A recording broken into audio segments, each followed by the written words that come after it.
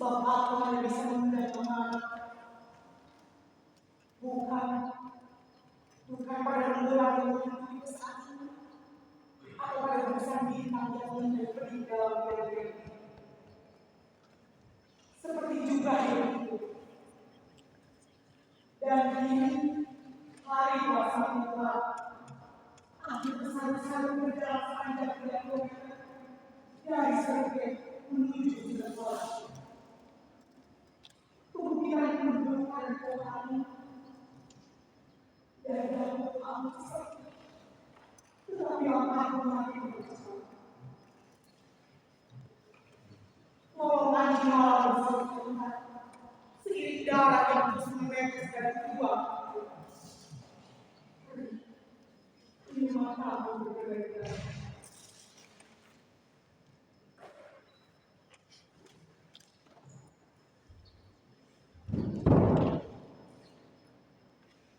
Aku tersanjung gunungkan kaya. Dalam remang malam, kulihat dua ekor anjing hutan mengorak sesuatu dan pergi sambil menyeret dengan mayat manusia. Mereka menatapku seolah aku akan berteriak-teriak. Ngeri. Oh, tahukah anjing-anjing gunung itu? Aku melihat 3-7 mayat saling mengambang di sungai dekat rumahku. Aku juga pernah melihat Yusuf berdua sehatnya dan kepalanya dipertontonkan pada penduduk desa. Aku melihat orang-orang ditembak di atas bambu kuning dan mereka muncrat kemana-mana. Aku melihat tetangga rohani ditelanjangi dan diperkosa beramai-ramai sebelum rumah dan suaminya dibakar. Aku melihat saat kecil Harun ditembak pada sebuah kuning. Aku melihat semua ini. Ya, semuanya. Juga saat mereka membakar keluarga pun tanpa alasan.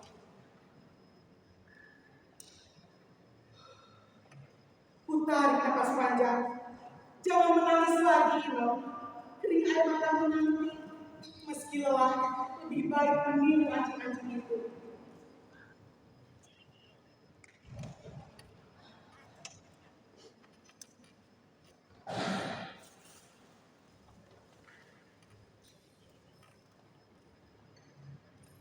Aku merangkak dan maju berlari. Dengan tangan kosong, kurau tumpukan tanah merah di hadapanku. Terus tanpa henti kugunakan kedua cepat tanganku. Keringatku mengucur deras. Wajah dan badanku terkena serpihan tanah merah. Sedikit pun tak kuhiraukan bau bangkai manusia yang tertipu. Tiba-tiba, tanganku meraba sesuatu. Kudekatkan benda dengan hidung mukaku. Tulang, banyak tulang. Kutemukan beberapa tempat kau lemah-lemah dari manusia. Di mana? Di mana tanganku? Jadi manis dengan kaki itu. Juga jenis tembaga berbatu hijau dan arti tua yang dikenakan ayah saat orang senjata itu membawanya dalam keadaan lemah. Di mana mereka? Di mana tuan mereka di tangan? Di mana wajah yang mana orangnya? Sekujur tubuhku gemetar menahan pecahan. Aku terus menggali,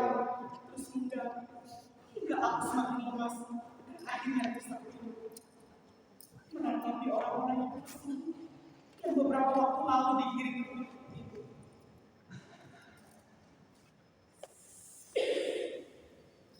Tiba-tiba, di antara suara serangga malam, kupingku mendengar langkah orang. Sepatu-sepatu las yang menginjak kaki dadaku. Mereka menuju ke arahku. Aku harus menyanyi.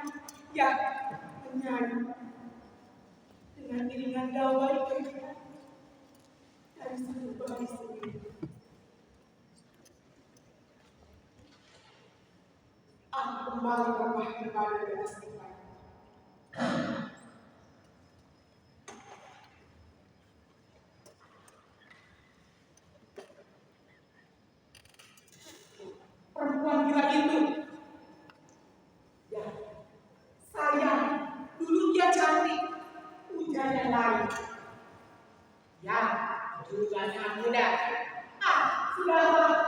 saya saja.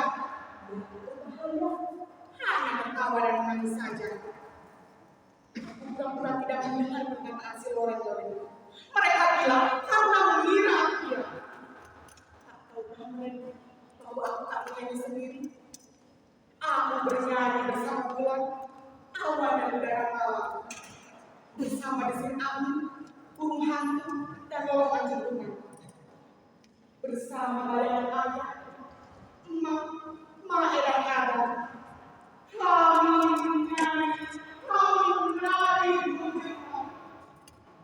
Lalu aku bersenyum saat Hamzah mengenali melintas di depan rumahnya. Dahulu, ya, dahulu.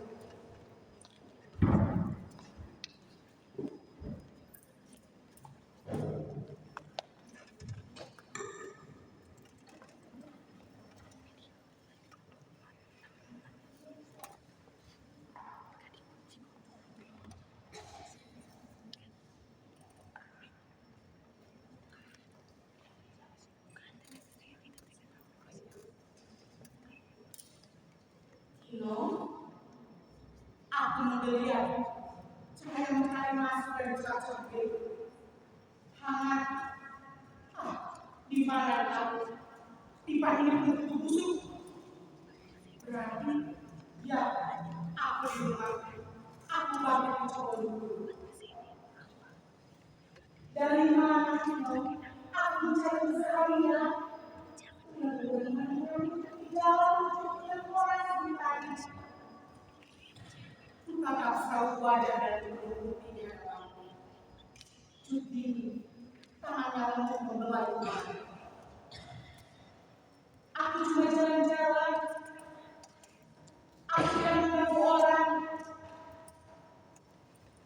Aku tahu kalau aku tak akan mengganggu siapapun. Tetapi jangan begitu itu lagi berbahaya. Lagi pula seorang muslim tidak lagi sendirian. Ugar pada kepalaku. Judi, ia sangat peduli. Matanya pun selalu menatap penuh dengan kasih. Aku kembali merebahkan badan di atas ikan. Sebenarnya, aku tak tahu banyak tentang Judi. Aku belum begitu lama mengenalnya. Orang-orang tidak anggap apa itu. Sudah suci. Ia kembali ke Aceh setelah anak kuliah di Jakarta. Dan cuma dia di antara tetangga yang sudi berteman denganku. Ia memberiku makan, memperhatikanku, menceritakan banyak hal. Aku senang sekali. Dulu, setelah keluarga aku dibantai dan aku dicemai ramai-ramai, aku seperti terperosok dalam bangun buku yang dalam. Sekuat tenaga, mencoba untuk muncul, menggapai-gapai permukaan. Namun tiada detik, aku tak bisa bangkit, bahkan menyentuh apapun, kecuali semua yang bernama seperti aku makan dan minum diri setiap hari, sampai aku bermuncul ini dan bisa menjadi burung ajaib. Segalanya terasa begitu. Tetapi tetap saja, aku sedang berteriak-teriak. Aku melempari, aku memukul orang-orang yang lewat. Hingga suatu kali, orang-orang desa akan mengasuhku. Kata mereka aku bilang, dasar orang-orang gila. Cuti inilah yang melarang. Cuti ini juga yang mengingatkan untuk mandi dan makan. Dia mengisi rambutku, mengajak ke dokter, ke pengajian, atau sekedar jalan-jalan.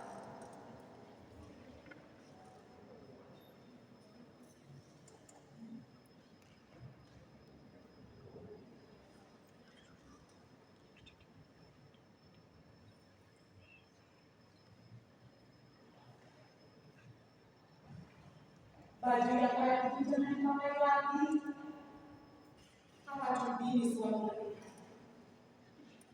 Aku suka. Apa aku bilang? Ini baju yang dijahitkan mama. Aku memakainya ketika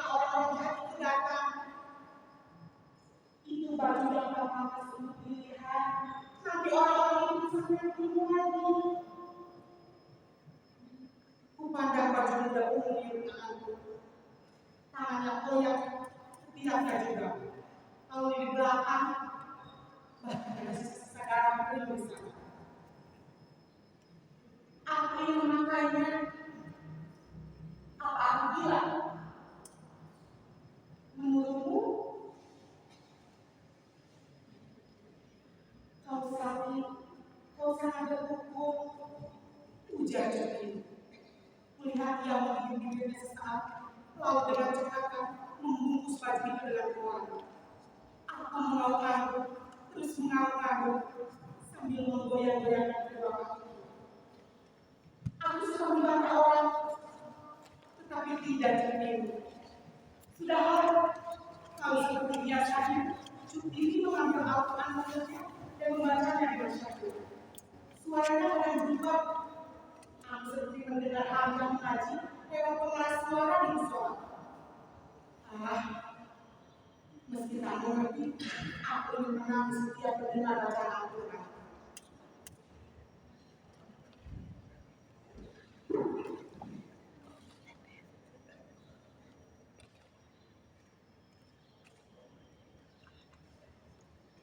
Siang itu, aku sedang menjadi burung.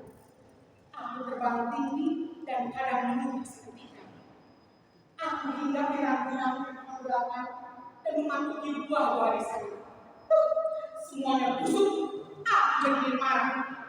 Bagaimana kalau mencuri saja topi-topi merah, si lorong dan dibakar? Aku tertawa tergelak-gelak.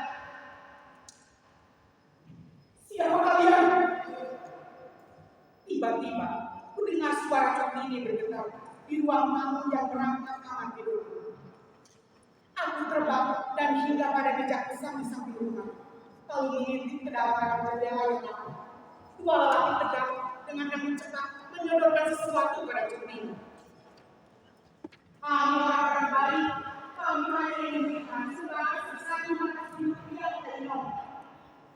Aku nyengir, 500.000, apa bisa buat saya? Kami minta dan terima apapun pada nasi. Ya, apa bisa saja Anda sebagai walinya menerima semua ini. Jody ini membaca kertas itu, melihat wajahnya marah. Mengapa? Gerak-gerakan kepalaku menatap mimiknya lebih dekat dari jendela. Tidak, bagaimana pas ada perusahaan sama ini menjaga lahan hidup, mayat-mayat yang berserakan, jembatan kuning, sungai Tamiya, Jepang 5, hutan Candi, dan di mana-mana. Lalu perkampungan tinggal di bercanda, anak-anak yang punya kekuatan, pecinta tinggal. Kedua orang itu tampak duduk dan sesaat saling berpandangan. Kami hanya mendengar mereka. Tidak bersembunyian. Kami menjaga para masyarakat di sini. Oh ya? Kenyataannya masyarakat kepada siapa? Banyak yang terkesan mengalami orang dan menganggap orang sendiri sebagai pengikut kisah Asakiro dari Gerakan Aceh Merdeka. Tetapi setelah semua usai, ada tempat berboras yang sebagai istilah. Sudahlah, ambil saja keuntungan Anda, lupakan saja yang terjadi. Apa? Dari segilan, kepalanya sayapku dan menunggu kedua arah lelaki itu.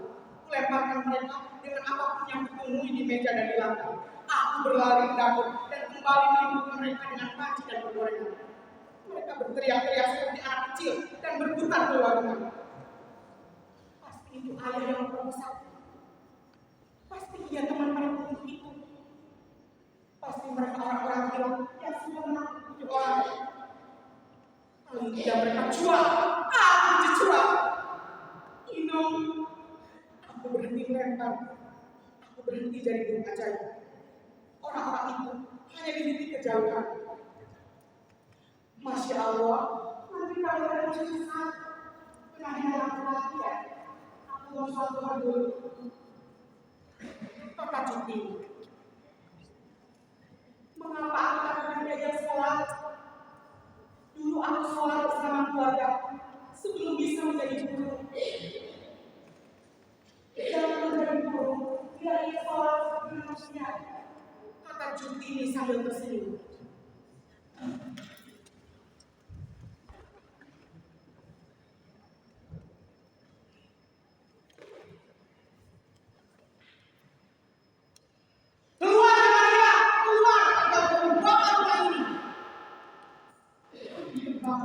Mengucap kedua mataku. Ada apa? Pintu rumah kami digedor-gedor. Ayah berjalan ke arah pintu, diikuti emak, Almae, Agam dan adikku. Ketika pintu dibuka, tiba-tiba saja ayah diseret keluar dan juga Agam. Beberapa orang tengah menangkap emak dan membawanya pergi. Sebelum aku berteriak, beberapa tangan tekan merobek-robek bajuku. Aku meronta-ronta. Dengarkan ayah yang putus untuk berjikir. Jikir itu lebih mirip cerita yang kami ayatkan. Ini pelajaran untuk mereka. Teriak seseorang lagi berserang-serang. Kurasa dia seorang pemimpin. Jakaria dan keluarganya membantuan bahasa Islam. Warga desa menunggu. Mereka tak mampu membela kami. Dari kejauhan, melihat api berkobar. Puluhan orang ini telah membakar beberapa rumah. Jangan ada yang dulu. Aku gemetar mendengar kata itu. Ayo lihat mereka. Kalian semua saja di dalam kami. Bekerja sama dengan RPPK. Suaranya lagi. Kami punya mereka. Suara Mani. Unhar satu. Lepaskan mereka. Kalian salah sasaran. Itu suara Hamzah. Aku orang yang bicara itu. Aku melihat Hamzah dipukul bertubi-tubi hingga linglung. Lalu ia diinjak-injak dan diseret pergi. Air mataku menderas. Siapa lagi yang membela? Masih belum bisa itu kau. Kami tidak membela. Mereka memang orang jahat. Pak Jakaria hanya seorang wajib. Jibatu orang biasa. Sama-sama melihat kepala desa kami ingat pada saat itu. Serentetan tembakan seberang menghujam tubuh kecil. Lalu Mahe, abangku, kamu histeris. Jauh, kulihat abang tersungkur dan tak bergerak lagi. Lalu ayah yang berlumuran darah, tangan-tangan kita menyeret mereka ke arah kubur. Bawa mereka ke bukit dengan jalan bentuk itu. Juga gara-gara itu. Aku meronta, menendang, menggigit, mencakar. Sendiri. Dan aku tak ingat apa-apa lagi. Saat lama kemudian, diri yang sangat amat berjam-jam. Aku berteriak sekuat-kuatnya. Astagfirullah, Inom. Dua tangan mengguncang-guncang padaku. Air mataku menarik sungai. Tetapi aku tak bisa bangkit. Sebab aku berada di dalam jaring. Banyak orang-orang sepertiku di sini. Di dalam jaring-jaring ini. Ino, istighfar. Tangan-tangan sisi itu mengalir-alir dengan jaring. Aku dan kumpulan manusia di sini berhamburan kesana kemari. Kami tak bisa keluar. Tolong di mana sih? Di mana? Aku ingin meninggalnya. Di mana ayah? Agam dan Mani. Di mana wajah saya yang di mana aku? Tangan-tangan sisa itu menggerakkan jaring di sana kemari. Aku jatuh lagi, merah, silau, pusing, pedih. Wajah-wajah dalam jaring biasa. Wajah-wajah itu rusak, terkelupas dan berdarah. Aku menjerit-jerit dalam perangkap. Di mana sayapku? Aku ingin terbang dari sini, ya Allah.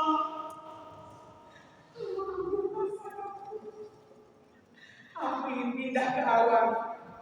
Di tanah kebanggaan hanya tersisa setahun. Allah tak akan membiarkan mereka. Allah sembunyi aku. Ini peristiwa 4 tahun lalu dan rezeki. dari Habib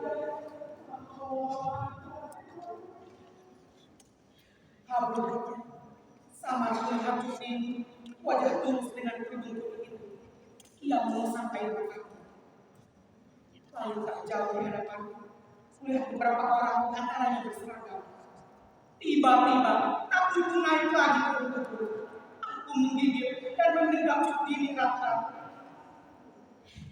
Ia hanya satu dari ribuan orang yang berada itu, Pak. Tolong berikan keadilan. Aku mau begitu mencari segalanya dari perempuan ini. Takut-takut, ku intip pohon tegak yang sedang menatapku ini. Apakah dia membawa jaring-jaring itu untuk menangkapku lagi? Pergi semuanya, pergi, pergi. Orang-orang itu tersentak, menatapku kasihan. Apa peduli? Aku ingin berteriak, mengamuk, memporak-porandakan apa yang siapapun yang ada di depan. Aku